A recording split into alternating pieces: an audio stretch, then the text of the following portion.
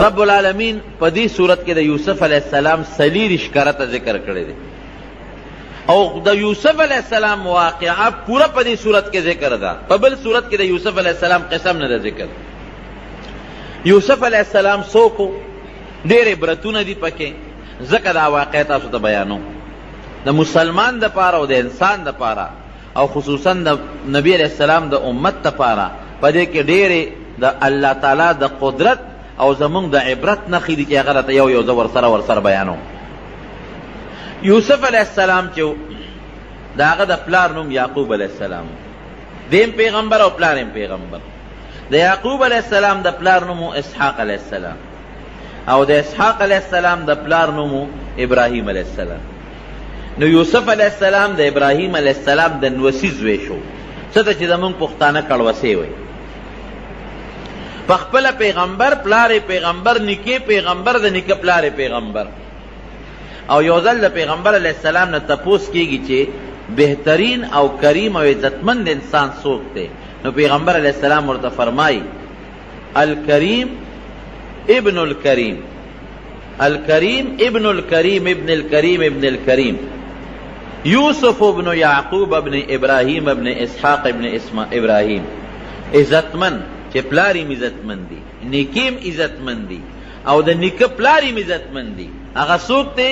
یوسف دی. یوسف ابن یعقوب، یوسف د یعقوب علیہ السلام زوی، یعقوب د اسحاق علیہ السلام زوی او اسحاق د ابراهیم علیہ السلام زوی. دا زوی د هغه پلار، د هغه نیکه، د هغه د نیکه پلار، د دې عزتمن خاندان د آدم علیہ السلام په بچو کې بل څوک نه دی تیر شوی. یعقوب علیہ السلام اوسېده کوم ځای؟ په فلسطین کې، موجوده چې څه فلسطین ورته وي، د بیت المقدس په خوا کې، او دا د شام علاقه وه. د یعقوب علیہ السلام 12 زامنو. یوسف علیہ السلام د دې یو بل ورور بنیامین، دا خپل منځ کې سکرونو، پلار یې یو مور یې یو، او دا باقي 10 رونه چې د دوی کوم دا د دې میرني رونو، پلار یې شریکو او میندې جدا وي.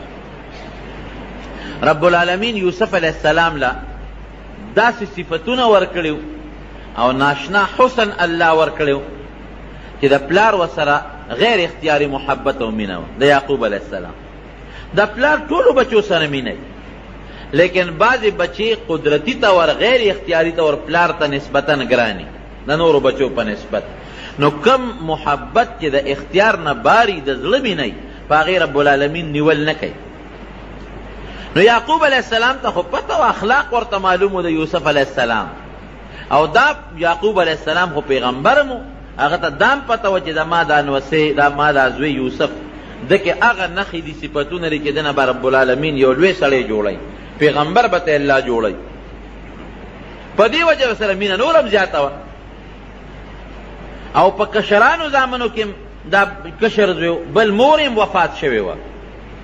د یوسف علیہ السلام خپله مور او د بنیامین خپله مور وفات وه، او بیا د دوی ترور د مور خور هغه یعقوب علیہ السلام په نکاح غشتې وه. نو چې کم بچې د هغه مور مړی نسبتا چې ښه پلاري، نو هغه بچې ورته داسې بې کس او بې سوکه ښکاري، نو د پلار په زړه کې د هغه مینه محبت نورم زیاتي. نو سی خپل شرافت او اخلاق او خوبصورتي یې وه، او پکې د پیغمبرۍ هغه نښې نښانې آثارو، سی مورم مړه وه. نو په دې نسبت د یعقوب علیہ السلام د نورو بچو په نسبت د یوسف علیہ السلام سره مینه زیاته وه. یو ځل یوسف علیہ السلام راغی او د پلار ته بابا ما بیګا خوب ولید، انی رأیت 11 کوكبا والشمس والقمر رأیتهم لی ساجدین. د شپې مې خوب ولید، 11 ستوري او نور او سپومې دا ما ته په سجده پرېوته. چې پلار ته خوب بیان که پلار خو پیغمبر اپوی شو، ورته وی بچې پام کوه ګورې دا خوب چاته بیان نه کې. یا بنی لا تقصص رؤیاک علی اخوتک فیکیدوا لک کیدا ان الشیطان للانسان عدو مبین. بچې ګورې پام کوه چې دا خوب دې رونو ته بیان نه کې، ځکه هغه ته پته وه چې زما د نورو زامنو د یوسف علیہ السلام سره حسد دی او بغض دی. او په دې وجه سره بغض چې د پلار د سره مینه ولې زیاته ده، مونږ سره کم او د سره زیاته ده.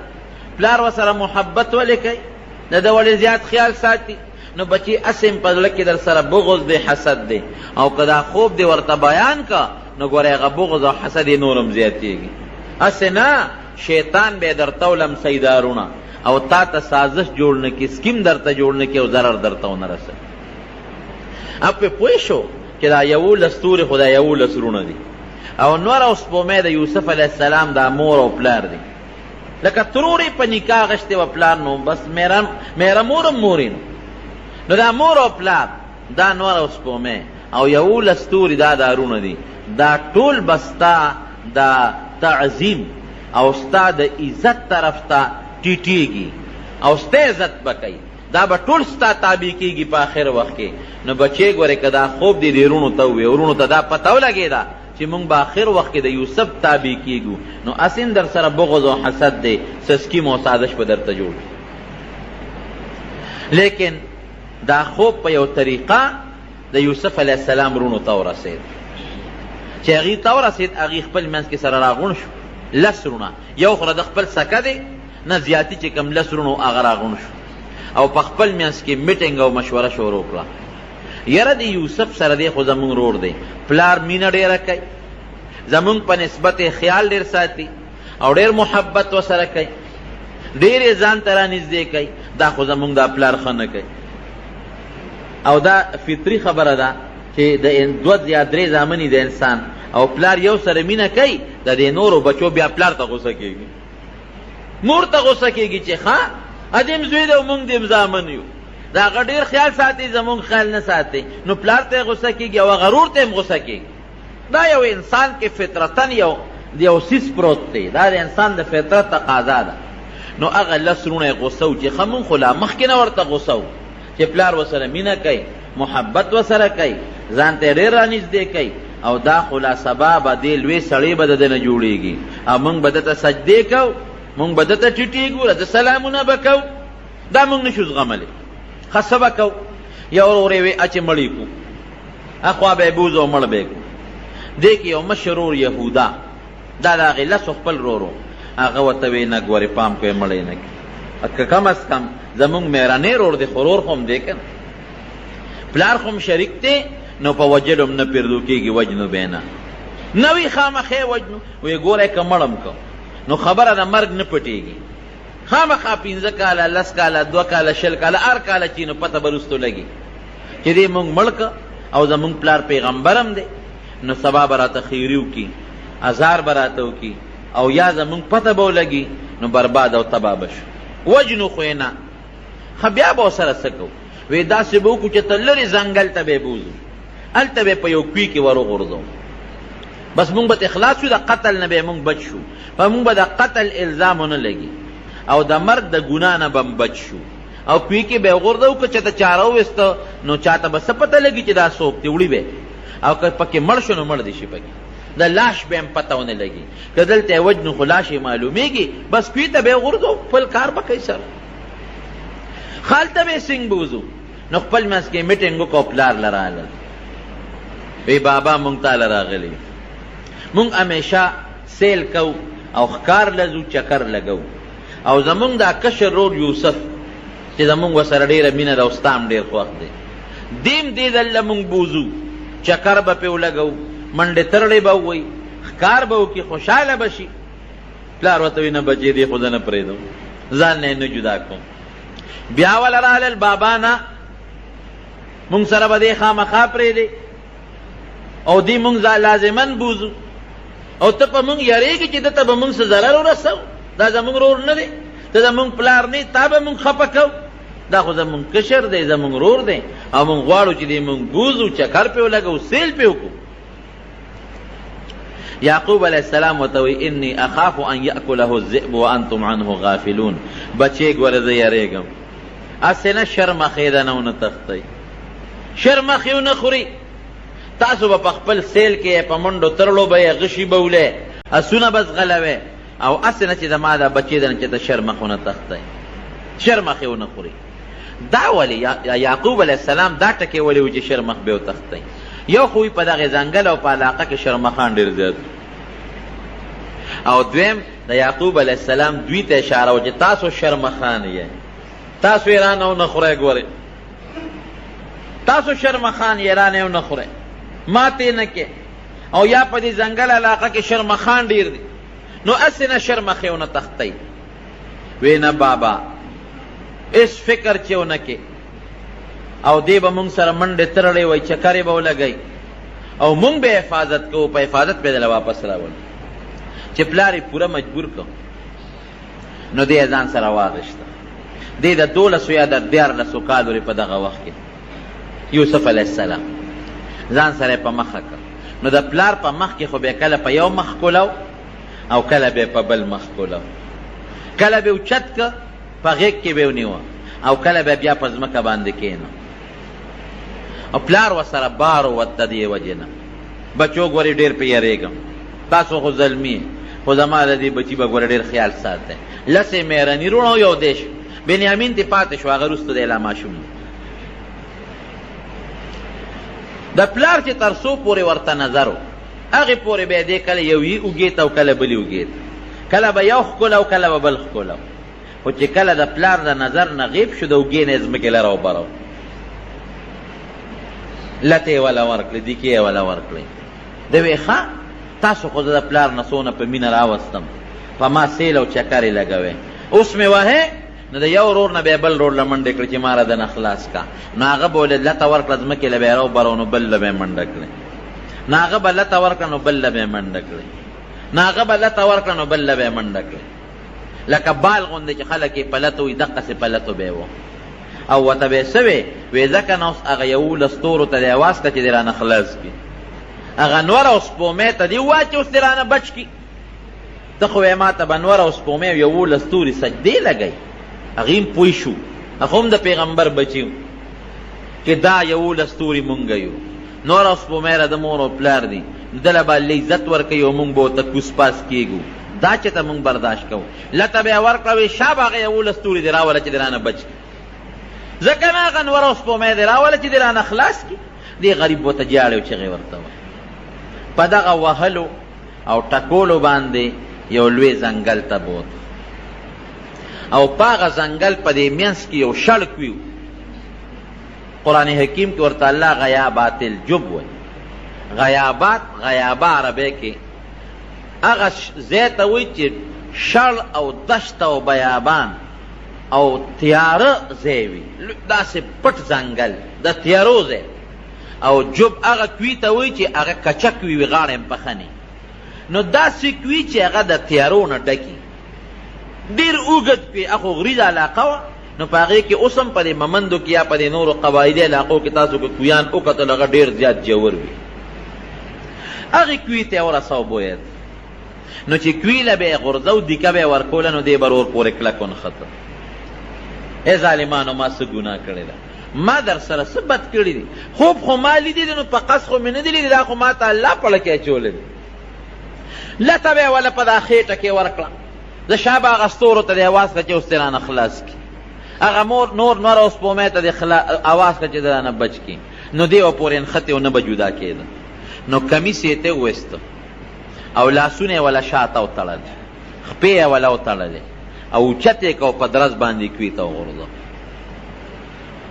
دا رب العالمین په خپله دا واقع قرآن حکیم کې ذکر کړي چې کوي کې وغورځه رب العالمین څه چلو روایاتو کې راځي چې جبریل علیه السلام ولا الله راولېږي چې دې سنګ وغورځو جبریل علیه السلام کلک ونیو په کوي په دا میانس کې چې دې کاڼي ته یو بوته ونه رسېږي او د کوي په دې ډټ کې په دې غاړه کې یو تیږه راوتې وه جبریل علیه السلام اوچت واغېشت هېڅ قسمه تکلیف ورته ونه رسېد او په هغه تیږه باندې کېنه او چونکې ردنه یې جامې ایستې وې کمیس او پرتوب دواړه یې تیستې وو د جنت نه یې ولې یو مزېدار او خشته ښکلې د ریخمو کمیس راوړی و هغه کمیس یې ورته واچو او ورته څه وایي وی هېڅ فکر چې ونه کړي د رب العالمین د طرف نه مونږ به تا د دې کوي نه وباسو دا د الله حکم دی او دا رونه د دوی دا سکیمونو باندې به تا مونږ خبره وو دې رونو ته به پته لګي بیا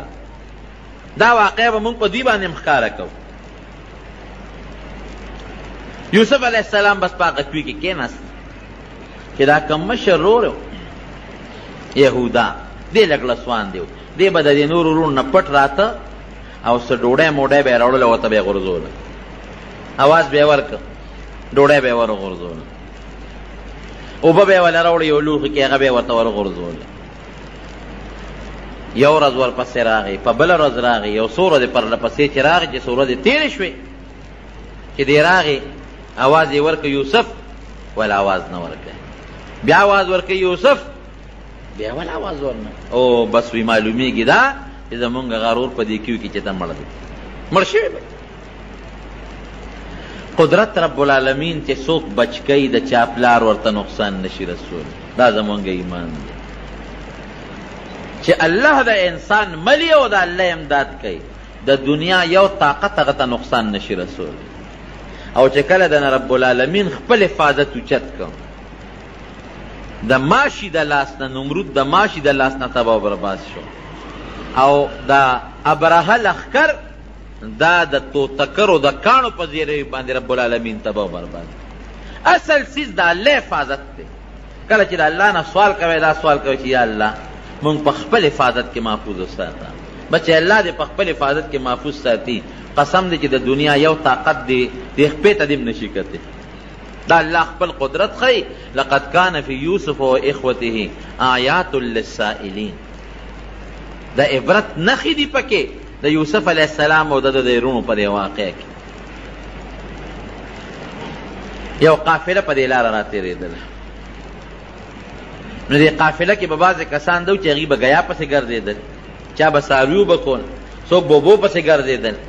نو کومه ډله چې د دې قافلې هغه په دې باندې ماموره وه چې تاسو لړ شئ اوبه وګورئ، هغوی چې راغلل دلته کوي وکتل، زر یې بورقه را واغېسته او هغې کوي ته ښکته کړه. چې کوي ته یې بورقه ښکته کړله او بورقه ویښته ورسوله، نو یوسف علیه السلام سره بورقه وجنګېدل، بس پړي پورې دې کلک ونښته. هغه به غټه بورقه وه، یو کس به نه شوه رستی، ابه په پنځو شپږو کسانو بلکې د دې نه په زیاتو به هغه بورقه خلکو رسته. اوس هم په دې اوږدو کویانو باندې غټې غټې بورقې وي چې دوی بورقه رایستله، بورقه درنه ده. خیر په ډېر زور او په وجودونه هغه زمانه کې د خلکو مضبوط پهلوانان په ډېر زور او په ډېر لوی طاقت باندې بورقه راوچته کړه. چې راوچته یې کړه اوس یوسف علیه السلام ورپورې نښتې، ښه مزېدار خشته ټیک ټاک جمدې روغ صحت واله چې راویې ویسته ورته یې وکتل، یا بشرا هذا غلام، او خوشحاله شو، دا خو مزېدار خشته هلک دی، ډېر زیات خوشحاله شو. یو خو په دې خوشحاله شو چې یو مزېدار خشته هلک راته الله راکړه. او هغه زمانه د غلامانو وه، غلامان به خلکو خرڅول، یو خشته هلک دی، زه بس دا به مونږ خرڅ کړو او بلا پیسې به پرې وګټو. لاړل نورو ملګرو ته الوی، مونږ خو دغه د کوی نه په بورقه کې هلک یې نښتې دی هم راوویست او ډېر خشته او خوبصورت هلک. نور ملګري هم خبر کړل، وی بس چپ شئ غږ مه کوئ. به وبېځو یو ښار ته، کومه طرف ته چې زمونږ قافله ځي، او په هغه ښار کې به مونږ خرڅ کړو، بلا پیسې به راله وګټو. یهودا چې کوی ته ډوډۍ غورځوله، دی یې ونه مونته، یو خوا بل خوا یې منډې ترلې شروع کړې چې دې چاره اوښکې دی او که مړ دی په دې کوی کې. چا ورته څه کې؟ یاره وی هسې ګرځم، دلته خو څوک نه دي راغلی. وی یو قافله هغه ځای کې ناسته ده چې دی ورغلی دی، هغه قافلې والا هغې ته یې کتلي دي، یوسف علیه السلام یې صحیح کړی، بس ورمنډه یې کړی. وی دا هلک مونږ له ماله راکړي. هغې ورته وی دا خو هلک مونږ تاله نه درکړو. وی نه دا زمونږ غلام دی، زمونږ برایې دی. او په یوسف علیه السلام یې دبه وکړه، ګورې که ال دې ووایي نو دې د سرمن وباسو وجنو دې پرېږدو دی. رونه یې خبر کړه او قافلې والا ته وایي چې دا زمونږ غلام دی او زمونږ نه دې تښتېده را تښتېده به دې کوی کې مو غورځولی دی، او ډېر بد اخلاقه دی او ډېر بدخویه دی، او غلا غلطي به یې زمونږ نه کوله. مونږ له خپل غلام راکړې. قافلې والا ورته وایي نه مونږ یې نه درکوو. خیر جوړه په دې وشو چې دا به در باندې مونږ در خرڅ کړو. بس قافلې والا وله 12 درهمه ورکړل او څوک 13 درهمه یادوي، معمولي لږې پیسې. وشروه بثمن بخس دراهم معدوده وكانوا فيه من الزاهدين. پاتلس یا 15 درهم باندې د خپل لور خرڅ کړه په قافلې والا، پیسې واغېستې خپل منځ کې تقسیم کړې. چې دې کله پلار له لاړل د شپې ماسخوتن، نو جړه انګولا ده او لوی چغې سورې دي. د کلي خلک ورته راغلو چې څه چل دی؟ وایي زمونږ غرور یوسف زمونږ نه شرمخ وتښته. مړی پلار یې راووته، خو پوه شو چې څه چل خو شته. چې راووت بچو ولې جاړی؟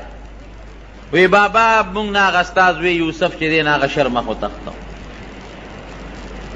او په یو روایت کې راځي چې یو شرمخ دوی را نیولی و، هغه کې پړی اچولی او یعقوب علیه السلام لی راوسته. وی شرمخ رانه استاذ وی وتښته. وی شرمخ زما تاسو ته ما نه وي چې شرمخ زما زوی به نه تښتی او تاسو به ترې غفلت کوئ. وی نه بابا مونږ هم ډېرې منډې وایده مو والې. اخره کې دې ستړی شو جامو ته هم کېنو، نو مونږ منډې ترړې والې چې مونږ راتلو شرمخ دې تښتولی و بیا، او شرمخ همدا دې رانیولی دی. اوس چې ته ورسره څه کوې نو به ستا مخکې به دې شرمخ تا زوی شلولی دی. او کمیسې د ګډې یا د چیلې یا د اوسې په وینه کې لړلی و، هغه یعقوب علیه السلام له ورکوي دا ستا د زوی کمیس دی او دا هغه وینه ده ستا د زوی، دا هغه بچي. موږ څوک شرمخ وتښتو، موږ خو یې خیال ساته. یعقوب علیه السلام چې کمیس ته وکتل نو کمیس شلېدلی نو ټیک ټاک و. وی ډېر هوښیار شرمخ و چې زما زوی یې وجه و کمیس یې ترې روغېستی دی. شرمخ خو چې هلک شلی خو کمیس د هغې نه مخکې شلی چیر پار کي، نو دا دونه هوښیار شرمخ دی چې زما د زوی نه روغ کمیس وویسته او بیا زما زوی خوړلی دی. او دا شرمخ ته وی او وی وایه شرمخه دا د پیغمبر معجزه ای. په هغه ذات د ستا قسم یې رښتیا وه چې کوم ذات ته پیدا کړی و دا دواړه جهانه پیدا کړي دي، زما زوی دی ولې خوړه؟ وی شرمخ ورسره خبرې شروع کړې چې یعقوب دا زامن دې دروغ وایي، زه دوی په جال ښکار کړم او رب العالمین په مونږ حیواناتو د پیغمبرانو د هغې د بچو وینې او غوښې حرامې کړي دي. دروغ وایي، دروغ ده. قال بل سولت لكم انفسكم امري انفسكم فصبر جميل والله المستعان على ما تصفون. بس وی غله ته یو خبره خشته کړې وه او زما زویم زمانه غیب کو، زه به صبر کوم او رب العالمین چې دی ابه ما سره په دې کې امداد کوي. یعقوب علیه السلام د خپل بچی پسې جړل، دومره د زوی پسې وجړل چې سترګې د جړا د وجې نه ړندې شوې. وابیضت عیناه وهو کظیم، زړې د غم د وجې نه او سترګې د جړا د وجې نه مکمل ړندې شوې، نظر یې لړ ختم شو. او هر وخت به الله ته جړل چې یا الله زما بچي یوسف خو ما سره میلاو. الله ورسره وعده کړې وه، دې تنو چې ماله به د خپل بچی الله راولي، خو کله به راولي، 1 کال پس، 2 کاله پس، 3 کاله پس، 10 کاله پس. او څه پته لګي چې زما په بچي به څه ژوند تېرېږي. د چا غلامۍ کې به ګډه چیلی به سره کم ځای به نور ته به سوري ته به هوا ته به یخنۍ ته به ګرمۍ ته به. دا خو ډېره ګرانه خبره ده. الله تعالی دې مسلمان د دې صدمې نه وساتي. قافلې والا یوسف علیه السلام بوته مصر ته، د مصر ښار ته. د مصر په ښار کې خرڅو، نو چې خرڅو یې نو بولی پې شروع شوه. د ټولې دنیا چې څومره حسن رب العالمین په دې دنیا کې ایښودی د هغې حسن نیمه رب العالمین دله ورکړی و. نو چې نبی علیه السلام فرمایي چې رب العالمین د دې دنیا نیم حسن ورکړی، دی به څونه خشته و. بل پکې خشته او صاف الله ایښودی و، خشته اخلاق پکې الله ایښودی و. نو بولی پې شروع شوه. نو قیمت یې دې حد ته ورسېده چې یو سړي پکې یو سوداګر وی چې د ده دې به په تله کې واچو، نو چې څومره سره زر د ده د وزن برابري په هغې ځاله دې حد ته قیمت ورسېد. په لاره باندې د مصر وزیر خزانه تېرېده، عزیز مصر، چې هغو قتل بولي شروع ده او خلک صفتونه هم کوي، تماشې هم خلک راغلي دي. هلکه وی څه چل دی؟ وی دا یو قافلې والا چې یو غلام راوستی دی، خرڅی دی، دا دومره ګڼه ګوڼه دا ده څه ده؟ وی هغه ډېر زیات خشته هلک دی ډیر خوبصورت دی او ډیر خو اوصاف والا دی، نو د هغه قیمت چا سره نه برابریږي او بولی پې شروع ده چې عزیز مصر د مصر وزیر خزانه ورغې ورته وکتل قدرتي د ده مینه ورسره رب العالمین پیدا کړه. اوس الله څه کوي؟ د پیغمبر د غیږ نه الله کوي ته ورسوه او د کوي د ویښ نه رب العالمین د بادشاهۍ دربار ته اوس رسوي.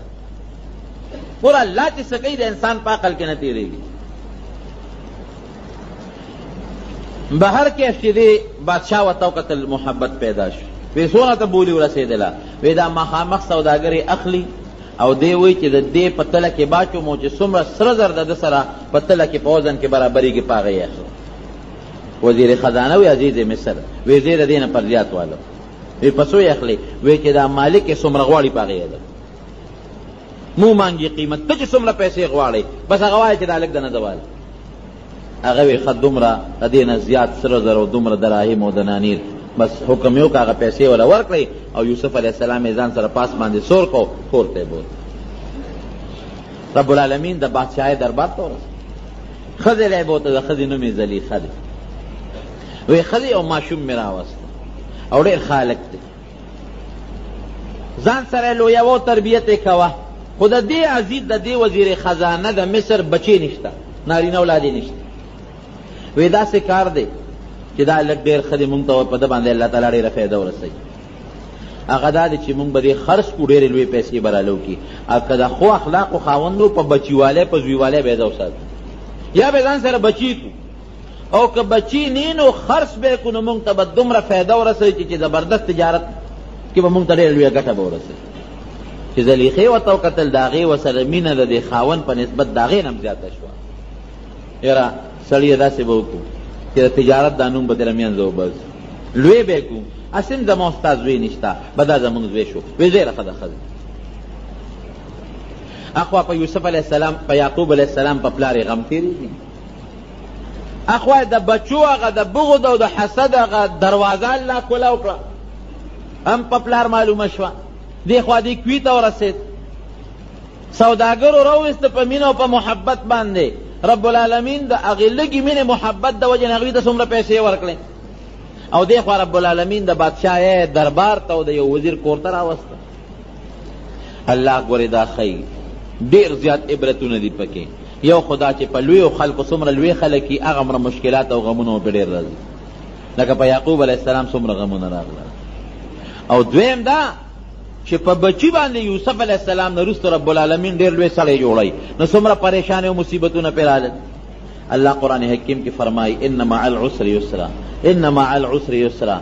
دا طالبان پې پوهېږي چې سختی لږه ده او هغې سره اساني ډېره زیاته رب العالمین راولي.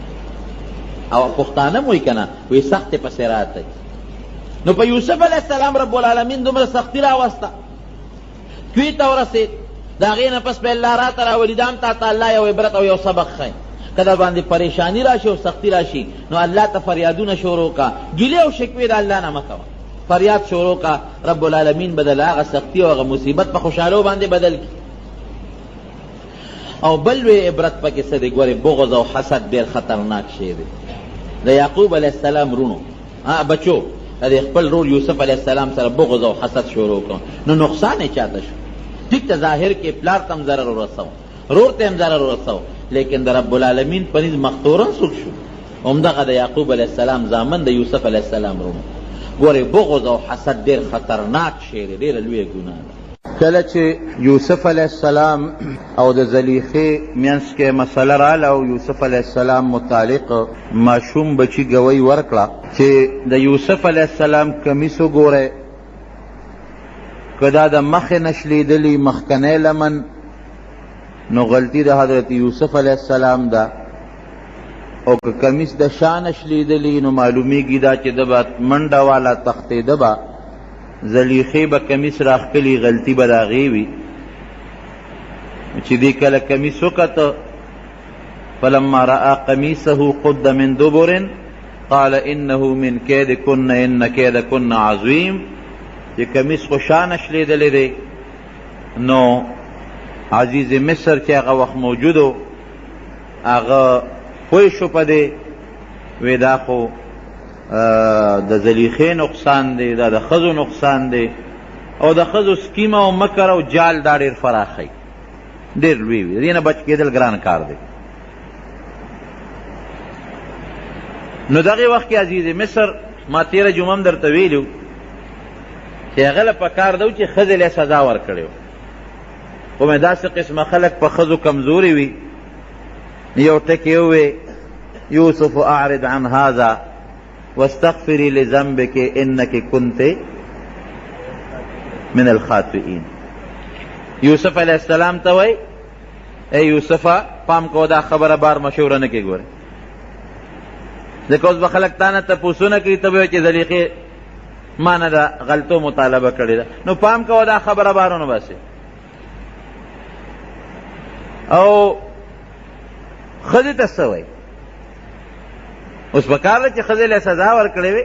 یوسف علیه السلام ته وایي ګورې پام کوه چا ته غږ ونه کړې، څوک خبرې نه خبر نه کې، نوره بې عزتي به مې وشي. یوسف اعرض عن هذا. او ښځې ته وایي بس چې څه دې کړي دي غلطي دې کړې ده الله نه بخښنه غواړه. اوس خو پکار نه وه چې ښځې ته یې کوتک نیولې وې یا سزا یې ورکړې وې. نه نه کمزور یو غریب شته که دې زمانه کې هم په ښځو کمزوري شته. واستغفري لذنبک، پام کوه وګورې بس خدای نه بخښنه غواړه. یاره تاسو ډېر بې خونده ښځې یې، ښه بس دونه ټکې یې ووایي، ډېر بې خونده یې تاسو. هغه دا خبره خو دغه ځای پورې فیصله شوه.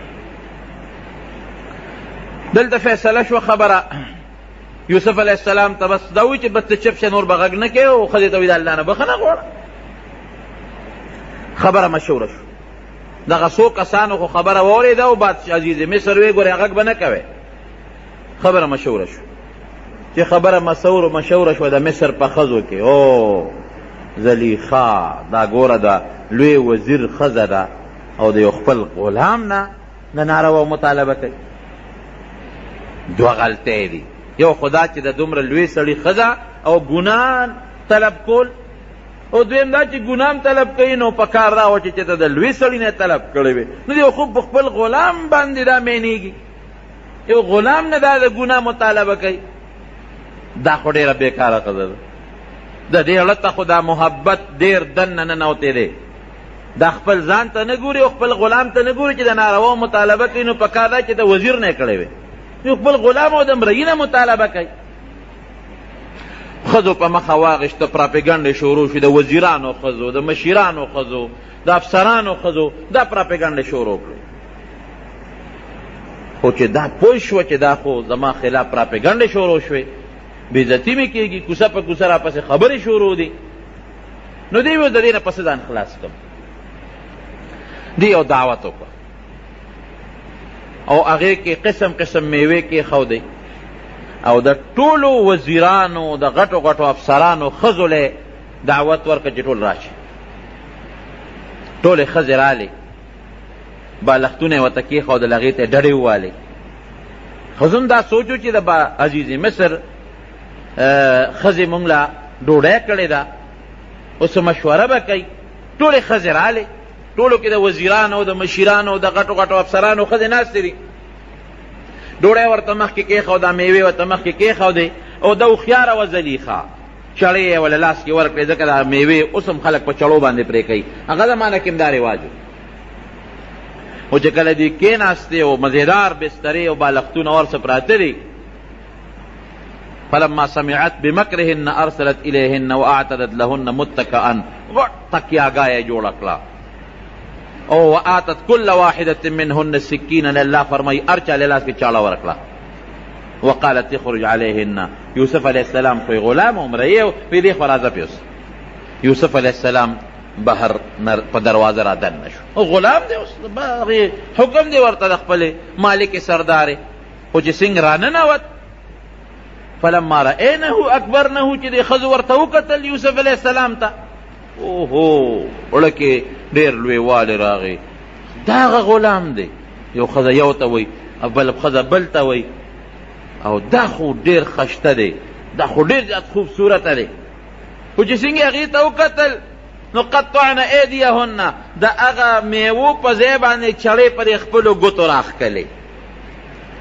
پوی نشو چې دا مونږ میوه پرې کوو او که مونږ ګوتې پرې کوو. د یوسف علیه السلام هغه حسن په داسې غالب شو، داسې چې بس په ځان پوی نشو، د میوې په دې ګوتې ځان له کټ کړلې او په لاسونو باندې ځان له لاسونه زخمي کړل او سرمنو نه وینې روانې شوې. حاشا لله ما هذا بشرا، او الله خو ډېر لوی ذات دی، ډېر پاک دی. دا انسان نه دی، دا هلک دا فرشته ده او په فرشتو کې هم ډېره د عزت او ډېره مزیدار او ډېره خشته او خوبصورته فرشته ده. د انسان نشي کېدی. لاسونه یې بلکل پرې کړل، د هغه د حسن نه دونه متاثر شوی. د انسان نه داسې فرشته معلومېږي، مقربه فرشته او عزتمنده فرشته معلومېږي. زلیخه دغه ځای کې ډاډه شوه. تاسو زه ملامته کولم، ما خو لاسونه لا نه دي پرې کړي، تاسو خو ګوتې پرې کړې، ما باندې خو دومره اثر نه دی شوی، ما خو ورته انسان ویلی دی، تاسو خو فرشته ورته ووې. بس فورا زلیخه دغه وخت کې ډاډه شوه چې د ښځو هغه خبرې دې سره ختمې شوې. ښځو تسلیم کړله چې زلیخې تا اوسه پورې لاس نه دي پرې کړی، که ستا په ځای مونږ دا دې لاسونه پرې کړل، تا خو ته یو ځل چاته مطالبه وکړه، ستا په ځای که مونږ وې دی به مونږ نه کوم ځای کې بچ پاتې شوی وې. نو دا هغه ځای کې څه وایي؟ دا هغه ځای کې دې اعلان وکړو چې انا راودته عن نفسه فاستعصم، ما ته مطالبه کړې ده، بلکل ما ته مطالبه او طلب کړی دی. ډاډه شوه چې زه مجبور یم، خو ځان یې رانه بچ که. ولئن لم یفعل ما آمره لیسجنن ولیکونن من الخاسرین. که زما دا خبره او نه منله چې دا ما ته کومه مطالبه کړې ده، دا به خامخا یوسف علیه السلام زید سر ته رسوي، او که ویې نه منله نو جیل کې به یې چوم او په جیل کې به لکه د ذلیلانو غوندې او تاوانیانو غوندې زندګي تېروي. نه یې پرېږدم جیل ته به ځي، پرېږدم یې نه. او زمونږ دا طالبان دلته کې سوال کوي چې دا د جیل خبره یې څنګه وکړله؟ داسې په کار وه لکه یو سړی وایي که نه، که د ما خبره یې ونه منله نو مړ به یې کړم، که د ما خبره یې ونه منله نو زخمی به یې کړم، او به یې وام، سزا به وله ورکړم، دورې به ورکړم، کوړې به ورکړم. دې وخت کې دا نه وایي چې مړ کوم یا دورې ورکوم یا سزا به ورکوم، نه، که د ما خبره یې ونه منله جیل ته به یې لیږم. وی زه جیل ته لیږل خو به یې بیا راوباسي که نه، خو یې معشوق و که نه، جیل ته لیږل خو نو دی پړه نه راتله چې زه ده ووایم چې دله به سزا ورکړم یا زه به یې مړ کړم. په مرګ یوسف علیه السلام کوم ځای پیرزو کېده، یا سزا او دورې والا کوم ځای ورکوي، د هغې د خولې نه دورې لفظ وتل کوم ځای کېږي، جیل ته به ولیږم، معمولي غوندې سزا والا ورکوم. بیا هم دا خبره داسې وکړه، زه خو جیل کې بله شل ورځې تېرې کړي، خو زما د اختیاره به بیا به یې سبا راوباسم. ښځو بیا ورته مجبور یې، بلکل تا چې څه کړي دي ښه دي کړي. یوسف علیه السلام دغلته څه وایي؟ ربی السجن احب الی مما یدعوننی الیه. یا الله جیل ماله د دې ګناه نه بهتر دی، جیل مې خوښ، که ته ما جیل ته لیږې بلکل تیار تابعدار. خو دا ګناه خو تصور د معنی نه کېږي، سوال نه پیدا کېږي چې زه دې ګناه وکړم، بلکل قطعا نه کېږي. جیل مې خوښ دی، الله ما ته جیل د دې ګناه نه خوښ دی. والا تصرف عني کیدهن اصب الیهن واکن من الجاهلین. خو الله د ګناه نه مې ګورې ته ساتې، ګوره د ګناه نه ساتندون کې څوک دی؟ رب العالمین. الله نه بس سوال کوي چې ما د ګناه نه وساته. ګنې شیطان درته دا ګناه داسې خشته کي چې سړی په ځان ورته بیا نه پوهېږي. پردی مال هره ګناه چې وي، نبی علیه السلام فرمایي دا شیطان سړي ته دا ګناه خشته کي، مزینه کی، دوله کی، او چې کوم عذاب د الله تعالی طرف نه په ګناه مقرر دی، هغه عذاب د انسان د ذهن نو باسي، دی بیا خامخا ګناه کوي. یا الله که د دې ښځو د مکر نه دې ونه ساتلم، ګورې زه به د ډېرو ناپویو نه شم. یا الله ما به د دې مکر نه ساتې، جیل لاله بهتر دی. هلته عزیز مصر ته خبره ورسېدله چې اوس خو خبره بل شان شوه، اوس خو د زلیخې عشق مخکې پټ اوس ښکاره شو، اوس خو دا خبرې ټولو ښځو واورېدې. اوس به د سره څه کوو؟ زلیخا خاوند ته وایي ګورې پام کوه، سزا به نه ورکې، جیل ته به لیږې. هم مجبوره و، یوسف علیه السلام یې جیل ته ولېږه. چې جیل ته حضرت یوسف علیه السلام څنګه ننوته، د الله نه وغوښته جیل ته لاړ. نو هلته کې په جیل کې یوسف علیه السلام دومره رب العالمین دله عزت ورکړه چې د جیل که مشر داروغه مشر هغه معتقد شو ابوله راته هغه بوله د خوخه خوراک ورکاو هغه به ډېر لوی عزت کو او خاص بارک کې بند نه کو ولې اجازت ورکړه چې ته په دې جیل کې په کم ځای کې ګرځې نو ګرځه او ممکن ده زماړه کې دا یو ټکی راځي چې ممکن ده دا د بادشاهانو د وزیرانو د ښځو نه خدا افسران مجبوری ممکن ده زلیخې به ورته ویلي چې ګوره جیل ته مې درلېږلي دي خو ګزاره ورسره کوه ولې محبت او مینه خو یې ورسره وکړه په دومره سختو خو یې پرزوم نو جیل کې ورته مکمل اجازت و خلک به راتلل ورسره به میلاوېدل تپوسونه به ترې خلکو کول حسن هم ډېر زیات و چې کوم انسان خشتۍ ښکلې وي د انسان ورسره قدرتي ډول مینه هم پیدا کېږي نبی کریم صلی الله علیه وسلم فرمایي کله چې د معراج ته وختم د ما د پیغمبرانو سره ملاقات وشو یوسف علیه السلام مې ولیده وایي چې ما ورته وکتل نو د دې ټولو دنیا د خلکو نیم حسن رب العالمین یوسف علیه السلام له ورکړی پیغمبر علیه السلام فرمایي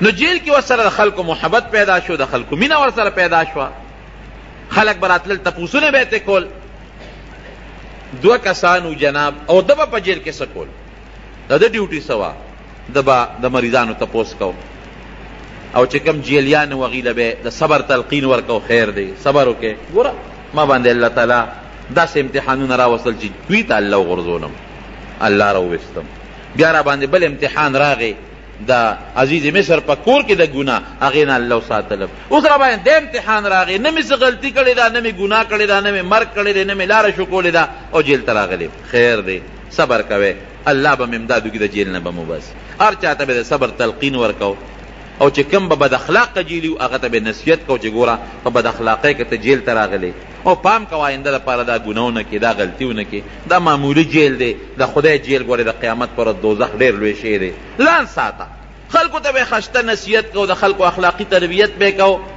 او خلکو له به صبر تلقین ورکو د مریضانو تپوسونه به کول د هر چا ورسره مینه محبت پیدا شو چې دی جیل ته ننوتېده نو 2 لکان ورسره جیل ته ننوتل قرآن حکیم کې الله فرمایي ودخل معه السجن فتیان 2 لکان هغه 2 لکان څوک یو د بادشاه کوم چې لوی بادشاه د عزیز خو وزیرو کوم چې لوی بادشاه دا هغه ریان نومو ریان هغه بادشاه د موجوده فرعون چې کوم د موسی علیه السلام زمانه کې چې کوم فرعون و دې فرعون نیکو د دغه فرعون نوم چې کوم د موسی علیه السلام په زمانه کې دریاب کې غرق شو د هغه نوم ولیدو د هغه د پلار نوم مصعب او د مصعب د پلار نوم ریانو دا هغه ریانو دا چې کوم د یوسف علیه السلام په زمانه کې دا فرعون وی فرعون د مصر د هر بادشاه یو لقب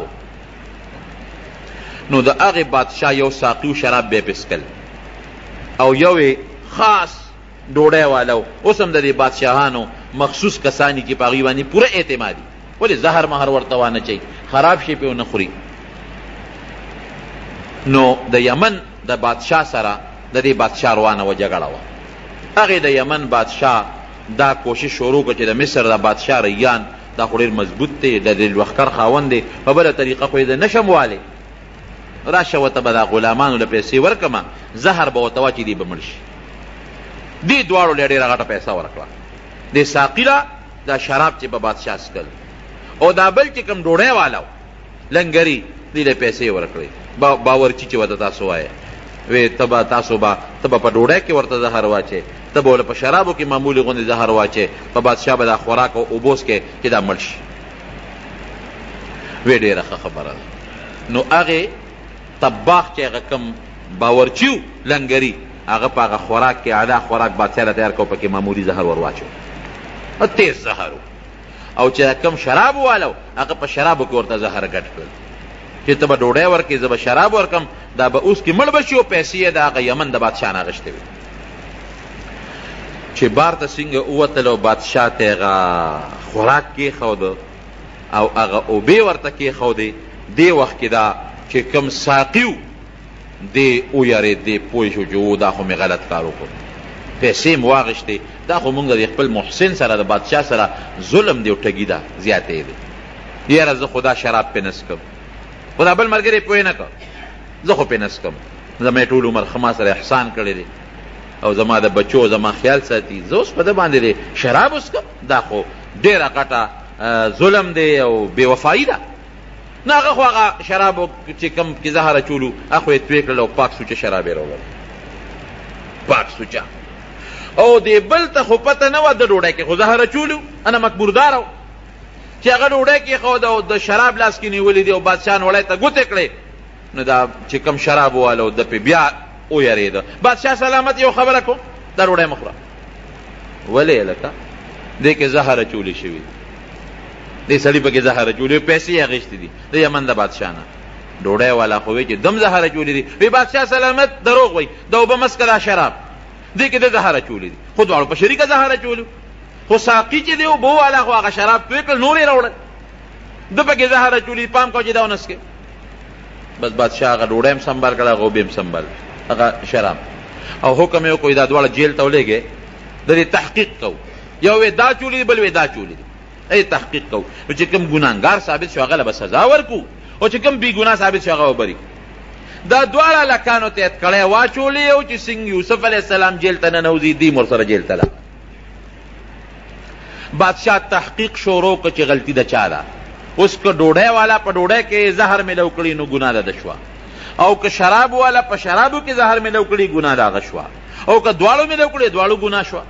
اوس د هغې خو دلته تحقیق شروع شو. هلته کې دا دواړه چې یوسف علیه السلام سره جیل ته لاړل، نو د دوو کې مفسرین لیکي څوک وایي دواړو لیدي خوب، څوک وایي نه دی یو کس خوب لیدی چې دا کم ساقي دی راغی یوسف علیه السلام ته، ای یوسف علیه السلام یو خوب لیدی دی. دواړه ورته کېناستل. موږ داسې خبره چې ویو چې ته د خوبونو تعبیر ماهر هم او ته ښه انسان هم ته مهرباني وکړه موږ له د خوب تعبیر راکړه. څه خوب دی لیدلی؟ دا چې کوم ساقي دی دی ورته وایي چې ما دا خوب ولیده چې زه د بادشاه مخکې ولاړ یم او د انګورو نه وله اوبه وباسم. انی ارا فی المنام انی اعصر خمرا، زه د انګورو نه اوبه وباسم او د هغې نه شراب جوړوم او په بادشاه څکم. دا خوب وینم. ابل وایي چې زه ځان وینم احمل فوق رأسي خبزا تاکل الطیر من، زه دا خوب اینم چې د ما د سر د پاسه د ډوډو یو لوی خانک پروت دی د ډوډو، او مارغان راځي د هغې خانک نه ډوډۍ اوچتوي او تښتوي. موږ له د دې خوب تعبیر راکړي. وی چې دا ساقي خوب په رښتیا لیدی او د بل خوب په دروغه خوب یې ځانه جوړ کړی دی، خوب یې لیدی نه دی. د دې تعبیر راله راکړه. یوسف علیه السلام ورته وایي چې دا خو ډېر اسان تعبیر دی.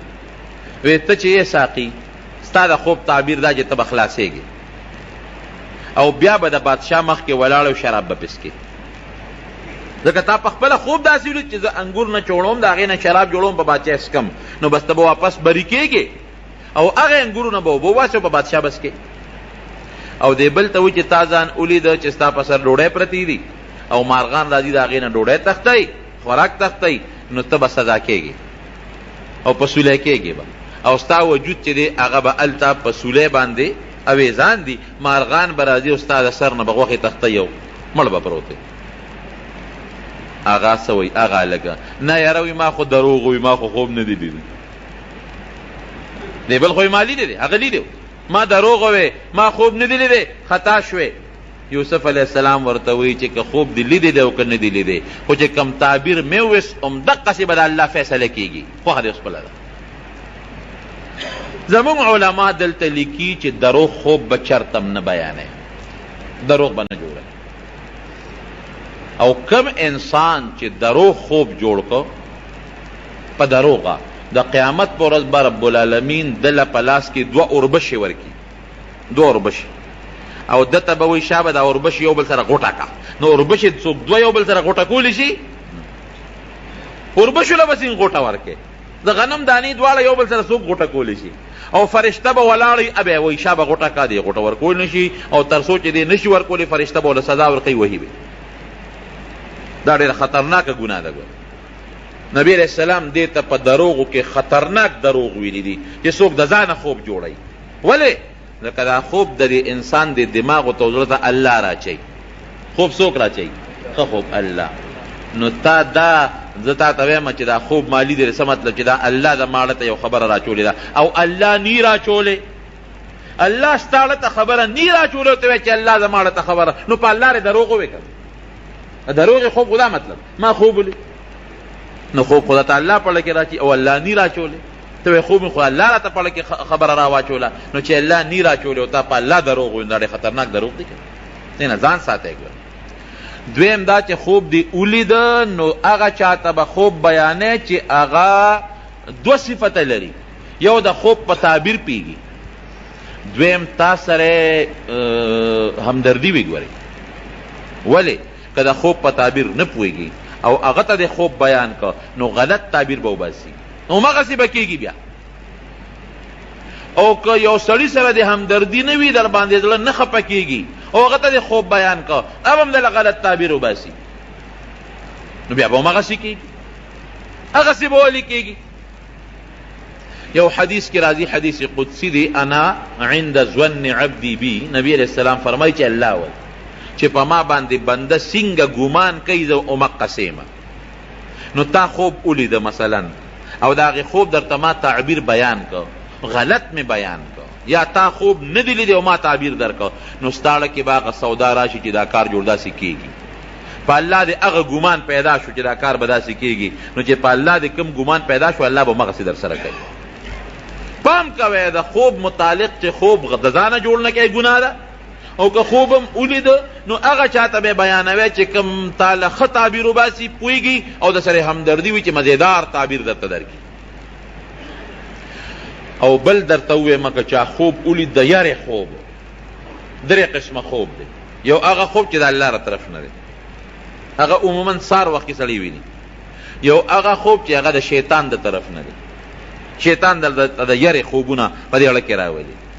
او دریم هغه خوبونه لري چې یو سړی د ورځې سکی نو هغه په خوب کې ویني، لکه مثلا یو کلندر دی او خوب یې وي پېښور له باروبار خوب ویني، یا مثلا یو ترکان دی هغه په خوب کې ترکانی ویني، یا مثلا یو دکاندار دی هغه په خوب کې دکان کې ناست دی او روجي غوړي تلي.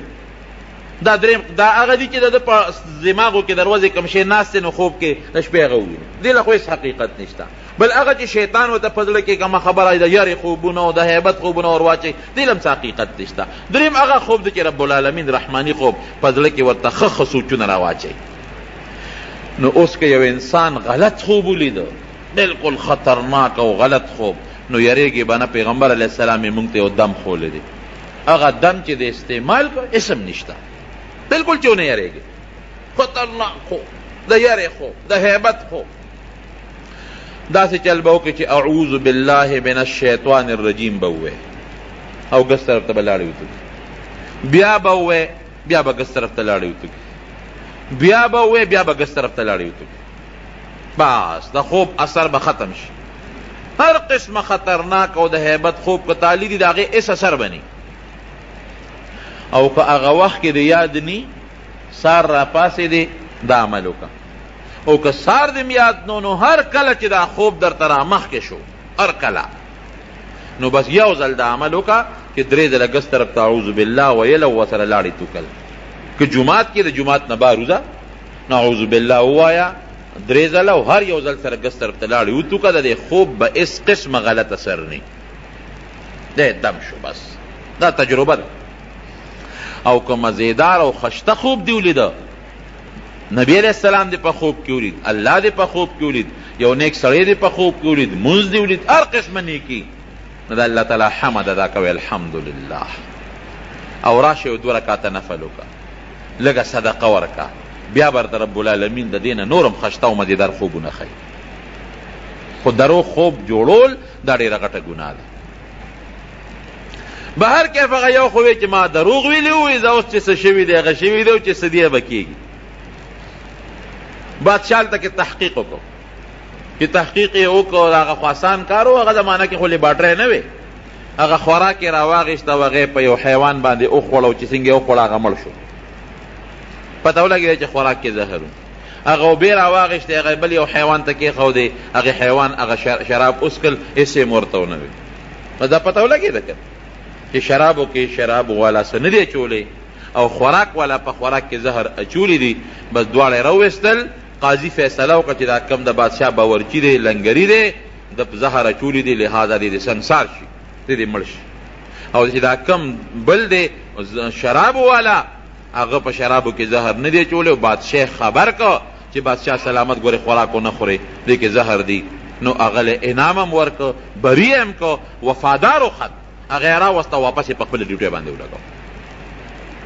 بلې پانسي که او بره په لرګي کې یې ځان کړی، مارغان به راتلل او د هغه نه به یې غوښې وړلې.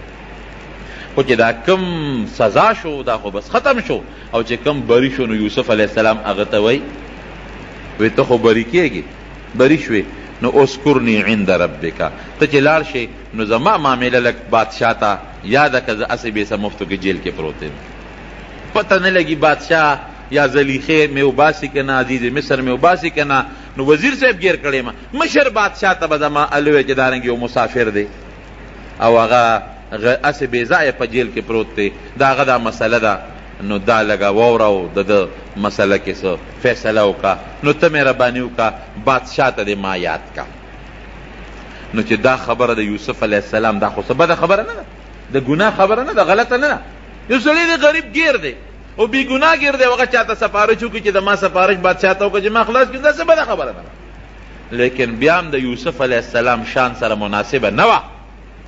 د یوسف علیه السلام شان دا دی چې د بادشاه نه ولې مطالبه کوې، د لوی الله نه مطالبه وکړه. هغه الله چې کوی کې ته پروت وې او د کوی نه یې راویستلې، نو د کوی نه خو دا جیل کوی خو ډېر تنګ جیل دی، دا خو ډېر فراخه جیل دی، دې نه دې رب العالمین استی شي. نو قرآن کې الله فرمایي چې دا خبره یې وکړه چې بادشاه ته ما یاد کا، نو الله د هغه سړي نه خبره یېره کړه. فلبث فی السجن بضع سنین، 7 کاله په جیل کې دی نه پس نورم تیر کړل. اوس پیغمبر ته الله گرفت، یونس علیه السلام یې د مهي ګېډې ته ونه رسو، اوس ما غوندې که راګیر کي نو ورته پته ده که دله لږه سزا هم ورکوم نو تختی، نو مونږ ته ګزاره کوي الله دومره سخته سزا نه راکوي. او پیغمبر خو ورته معلوم دی که دی هر څومره زه راکاږم دی پیغمبر دی د ده با یقین او د دغه نبوت او هر څه به نور هم پخته کېږي. د هغې داسې مثال دی لکه چې څومره یو سره زر څومره په اور کې اچی نو هغه خرابېږي نه، هغه نور هم خشته کېږي. خو که دغه دی دا ګیلټ دی په اور کې ور واچول په یو ساعت به دوړی، او که سره زر دی ور واچول به نور هم خشته کېږي. نو زمونږ مثال خو د ګیلټو دی، نو که معمولی زور هم ورکوي نو ایمان پرېږدي، او پیغمبر خو سره زر دی، نو که هغه له هر څومره زور هم ورکوي هغه نور هم دغه کېږي، الله ته تقرب حاصلېږي. او پیغمبر خو پاک دی، نو معمولی خبره وه خو رب العالمین پې خفه شو چې ښه تا ما ته ولې رجوع نه کوله، تا قیدي ته وې چې بادشاه ته مې یاد کا. فلبث فی السجن بضع سنین، اورېږه یو 7 کاله در باندې جیل کې نورم تېرو. هغه نه خبره یېره شو. دې نه مونږ ته دا مسله معلومه شو چې بعضې وخت کې به یو انسان بې ځایه جیل ته لاړ شي، دا د هغه دپاره یو سبق دی. یوسف علیه السلام به ټولو جیلیانو ته وې ګوره زه بې ځایه راغلی، زه خفه نیم، د الله په کارونو مې صبر دی، تاسو هم صبر وکړئ. دا ته بله مسله معلومه شي. بهر کیف بادشاه، لوی بادشاه چې دی خوب ولید، مشر بادشاه چې خوب یې ولیده، خوب داسې و چې یو غټ دریاب دی، هغه دریاب اوچ، د هغې دریاب نه 7 غواګانې راووتې، سربې مضبوطې غواګان، ورپسې 7 ټپې ټیپې بیکاره چې تشه ډوکي داسې غواګانې راووتې. خو چې راووتې نو د 7 غواګانو دا سربې غواګانې وخوړې. اوس عقل خو دا وایي چې مضبوطه غوا لګي شي او دا بله نه نه ده، او غوا خو غوا نه خوري. نو دا 7 غواګانې دا ټپې ټیپې رالې او دا سربې غواګانو باندې بس ورغړم کړی و، هغه سربې غواګانې وواړه، الواق تېرې کړی و، ویې خوړې. بلې ده ولیدل چې 7 شنه وږي و د غنمو، ډېر اعلی مزېدار، او 7 اوچ زیړ وږي و. نو دا زیړ وږي د غنمو د دې شنو وږو نه تو شوي دي، لکه بعضې وخت کې که ستاسو خیال وي که نه، نو په دې اونو باندې یو زیړ غوندې شی لګېدلي، نري نري زیړ زیړ تارونه یې څه ورته وایي؟ منېشه ورته وایي. هغه زیړ زیړ څیزونه یي، نو هغه چې د دې شنې څانګې نه تو شي نو هغه بوټي اوچ کي، بنوشه هغه اوچ کي. نو دارنګې دا زیړ اوچ چې کوم وږي دي دا د دې شنو وږو نه تو شوي نو چې بادشاه دا خوب ولیده نو یو ته وي د خوب تعبیر ویرېده، بادشاه هوښیار و، بل ته وي د خوب تعبیر، بل ته وي د خوب تعبیر، چاته هم د خوب تعبیر نو معلوم. دا چې کوم ساقي دی هغه ته رایاد شو، اوهو زما یو اشنا دی په جیل کې، یوسف یې نوم دی، اخو د خوبونو ډېر زیات ماهر دی. بادشاه سلامت، زما یو اشنا دی او جیل کې پروت دی او بې ګناه په جیل کې. ګوره 7 کاله پسې خبره را یاده شوه، الله ته یېره کړه خبره.